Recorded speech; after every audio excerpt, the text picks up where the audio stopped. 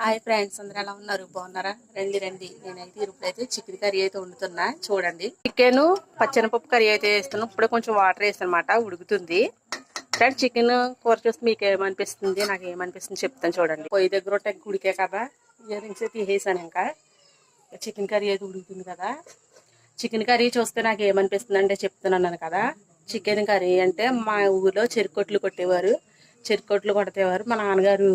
పార్టీలు గట్రా చేసుకుంటారు కదా, ఇంత ఉంటుంది ఫ్రెండ్స్. పెద్దర్ర క్యారేజ్ ఎర్ర పెద్దది, దాని నిండగా పచ్చెనపప్పు, చికెన్ కర్రీ ఇంత ఇంత ముక్కలో భలే ఉండేది.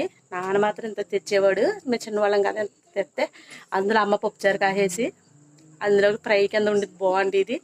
చక్కది వేసుకుని అందరూ తింటే భలే ఉండేది. చక్క భలే ఉండి. ఈ రోజులు ఇప్పుడు లేవు అయ్యి చెరుకొట్లు అయితే.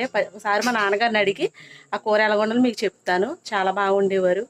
సూపర్ ఉంటుంది ఫ్రెండ్స్. వీడియోకి లైక్ చేయండి. చికెన్ కర్రీ మీరు ఎప్పుడైనా కామెంట్ చేయండి.